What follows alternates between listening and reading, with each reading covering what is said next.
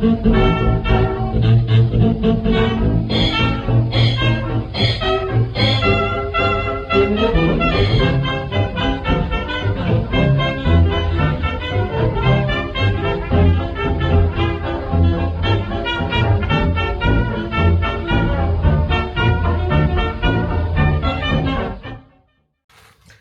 hey YouTube. Well, this right here is 8 yards of linen. It's a linen blend. It's like 65% linen and about 55% polyester. And this is for the first of at least 2 projects, actually 3 projects, that we're going to do for summertime camping solutions for classic camping impression, classic camping that was inspired by a question at Sean Dyer's Traditional Camp Crafters Guild about summer sleeping bags. And that's the first thing we're going to make using this 8 yards. We're only going to use 5 yards of it, but when I went looking for a linen fabric, I found some at Joann's. Turned out that economically, if I needed more than 5 yards, more than 4 yards, it was actually more economical for me to buy an entire 8-yard bolt of fabric. So whenever you do a project, get some extra material. At the very least, you can make stuff sacks. Okay? Now we'll talk a little bit about linen, and we'll talk a little bit about what we're going to make and how we're going to make it. See you in a little bit. Okay, I've removed the packaging here so that I can show you the weave on this fabric. It's a very nice looking fabric. It's a little, it's not as heavy as the linen I used for my mattress project that you may have seen just a couple weeks ago. For that project, I chose that color and that linen because of the way it looked. Okay, because it closely approximated the mattress I was doing basically a reproduction of. In this case, I am using this fabric for its performance. The great thing about linen, for our purposes, is that it is incredibly absorbent. It will soak up moisture. And for a summertime sleeping bag, you're not looking for warmth, you're not looking for waterproofness. What you're looking for is a fabric that will soak up the perspiration from your body and then spread it over a large area so that it will evaporate and cool you. Now, cotton will do this, but nowhere near as good as linen will, or silk for that matter. What cotton will do, if you look at cotton, you'll see somebody wearing a cotton shirt and they're sweating, and you will see one big wet spot, like down the spine or something like that. Cotton doesn't. Cotton will get that moisture, but it'll localize it. Okay, it won't spread it over a large area. So what you might get is some cooling down your spine, but you're still warm from the atmospheric temperature in the rest of your body. What linen and, as I said, silk will do, it will soak the moisture off your body, but it'll also spread it out across the fabric, and that will promote evaporative cooling. Okay, by the middle of the 20th century, linen was pretty much on its way out as a everyday consumer fabric, being replaced by cotton and wool, and then eventually, after the Second World War, synthetics. But it hung around because of its qualities, and linen would have still been in the store shelves for people to make stuff with as late as the 1950s. Today you have to order it off the internet. You can't go to a store and say, let me see your linen. I got this from Joanne's website. Okay? All right. Enough about the material. Enough about what it does. Again, we're making a sleeping bag that should help keep us cool. Let's talk about how we're going to make it. Okay. The fabric is 53 inches wide. Right now it's just folded in half on the bolt. It's 53 inches wide. Now, if you remember when we made the mattress, I took 7 feet of fabric and I folded it in half lengthwise, and then sewed down 2 sides, filled it full of insulation, and then sewed across the top. If I take this and fold it lengthwise, I'm only going to get a sleeping bag about 23 inches wide. That's not wide enough for a sleeping bag. But I want these projects, at least at the beginning of this, to show you how simple sewing your own gear can be. And one of the reasons why that's important when doing this classic and traditional camping thing is that good reproductions, stuff that you can take in the field without boogering up, they're not around. You're going to have to make your own thing, or you're going to have to buy something that will do. But I want to keep it simple so that you will do that. Okay? What we're going to do with this one is we are going to pay out about 14 feet of this 53-inch wide fabric. And then we're going to fold it widthwise so that it's 7 feet long. Okay? We'll have a fold at the bottom, 2 open sides, and an open top. Okay? And we're going to cut it about 37 inches wide so that when we're finished sewing, we'll have a sleeping bag about 36 inches wide. Now again, it's a very simple project. And I've told you before, and I'm going to tell you again, 90% of all the camping gear that you're going to make is just making a bag.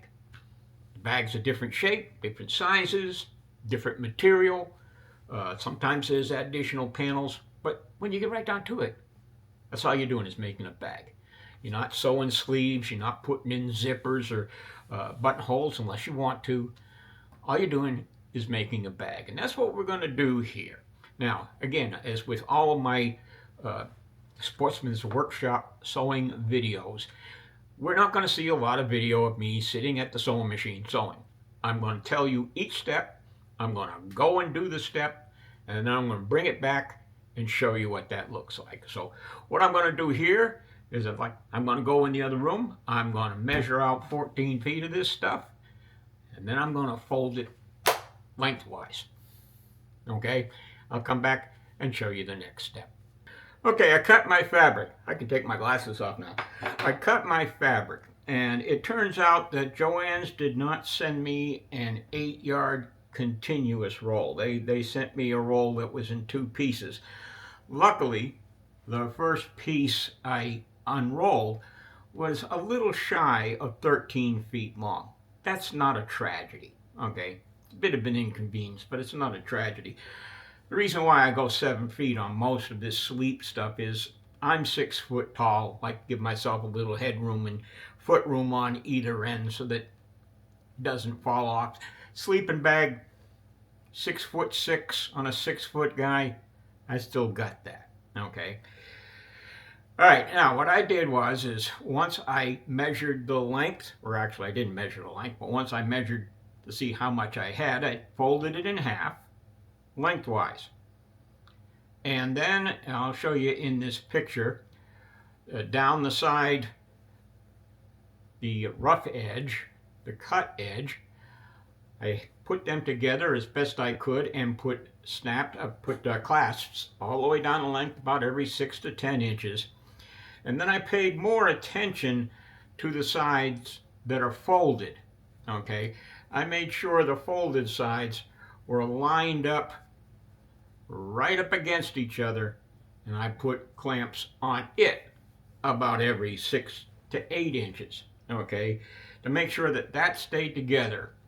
And then I measured across 19 inches and cut it lengthwise. Okay, now what that gives me is it gives me about 13 feet of material, about 9 inches, 8-9 inches wide to make stuff sacks with. And once I unfold this, I end up with a piece about 38 inches wide. Okay, now the next step is I'm going to fold this over a 1/2 inch, and then I'm going to fold it over again to make a hem, and I'm going to sew all the way across the top edge. Okay, let's see what that looks like. Okay, here's what it looks like. First, again, I went to one end and I folded over a hem and sewed it. Okay, I clamped it together. I rolled it one on the other. Okay, clamped it together so that it would stay together while I'm running it through the machine. Here's a picture somewhere on the screen that shows that. One of the things I want you guys to look at is I want you to look at the stitching on this. Okay, is it straight? No. Is it beautiful? No. Will this thing soak up sweat at night? You betcha. And it'll do it whether this stitching is straight, perfect, or cattywampus. It don't matter. I don't care. Most of the time I use this thing, I'm going to have my eyes closed. I'm going to be asleep. The important thing is that it soaks up sweat. Okay? Now, I tell you that because I want you guys to do these simple projects like this to build up your confidence, to build up your skill. Don't let the perfect be the enemy of the good. Realize what you're doing here is something that you're going to be using outdoors, and you're not going to take it to the debutante ball. So don't worry about what your stitches look like. Okay, and don't let that keep you from attempting something like this. If your stitch goes all over the place and it'll still soak up sweat and there's no ragged edges, don't worry about it. Go to sleep. Okay, now, once I finished that end, I folded it lengthwise to make sure that their two sides are facing each other, and I sewed the other end.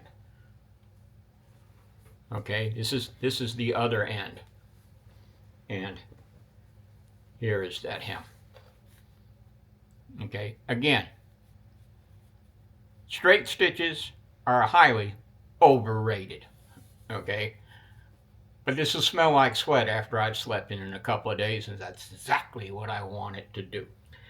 Okay, so the important thing is that when you fold this again lengthwise, and this is real long right now, so it takes me a while, but when you fold it again, the two folded hems, the two folded sides of the hem are facing each other. Okay, that is the inside of the bag, what we call the wrong side.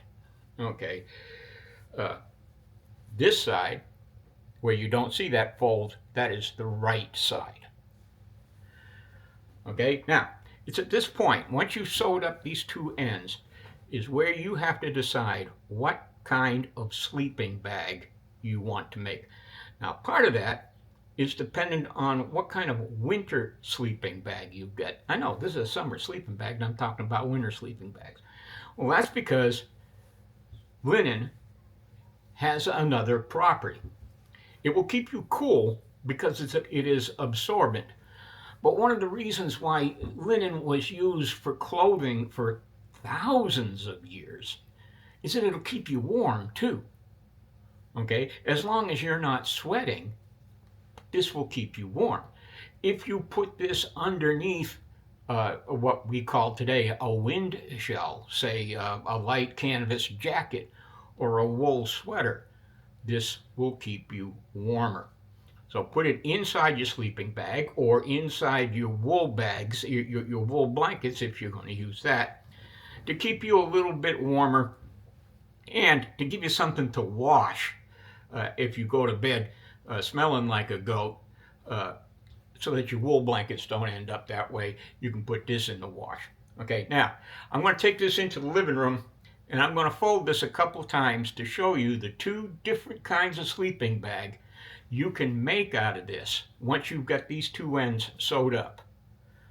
Okay? See you in a minute. Okay, you're not going to see too much of me in this except maybe my stocking feet and my hands and such.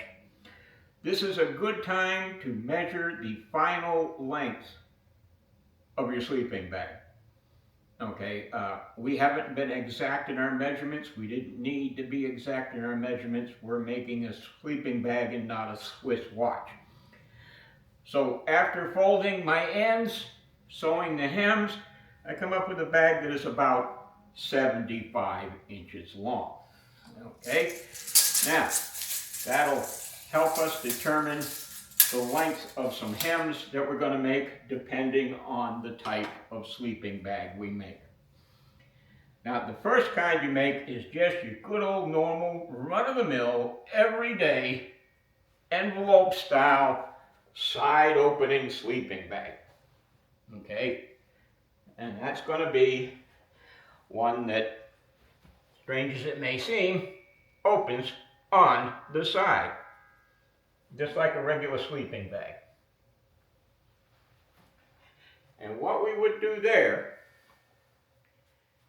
get everything all matched up, but we would decide how far down we want the opening to be so that we can get in and out of it easily and so that it's not restrictive.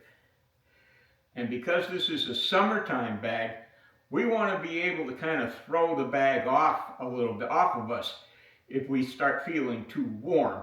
So at 75 inches, I would make that opening, about 37.5, 38 inches, roughly half the length of the bag. And doing that, I would just fold a hem here and a hem going in the same direction on this side, and then I would sew down the length on the full length on this side and sew down half the length on this side. We'll show you that.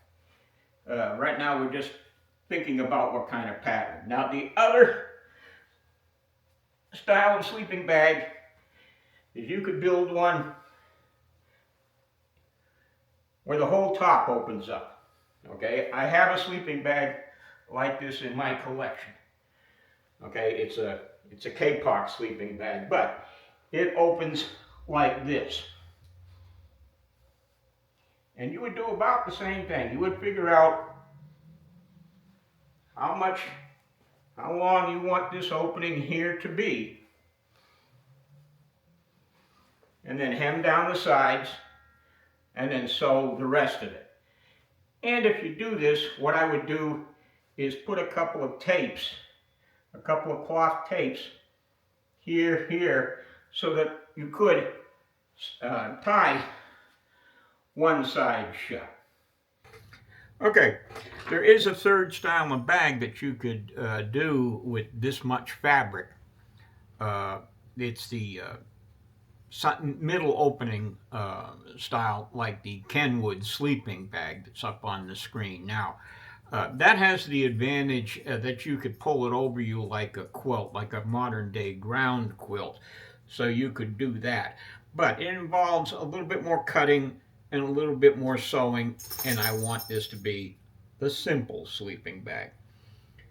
So what I did next was I measured down the length, and I clipped my, I measured down the length and rolled a hem halfway down one side of the sleeping bag. Okay, now fold your sleeping bag so that you know that your hem, see how here this is the folded side, okay, and over here on this side is the folded side. Once you sew that, like I said, I did about 38 inches, sewed that hem, fold it with the wrong side out. In other words, the inside of the bag is to the outside, so that this fold on this hem isn't exposed on the outside. It's on the inside. I know we don't care how it looks, but it's the way you do it, okay? So I have got this folded with the wrong side out, and I put this black clasp here to remind me that that is where the opening of my bag starts. Okay, so I don't, when I sew down the length from the bottom of the bag here, I'm going to make sure I don't go past this marker right here and sew my damn bag shut.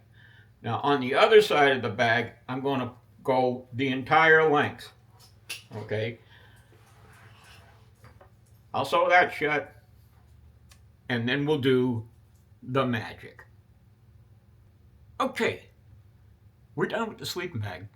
Almost. I mean, we got one little thing to do. One thing I want to show you is, if you see this right here, this line of stitching here is the hem for the opening of the bag.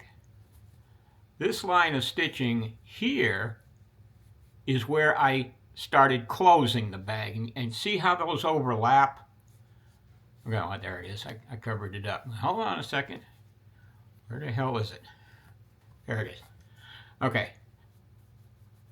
I put an additional line of stitching across right where they overlap.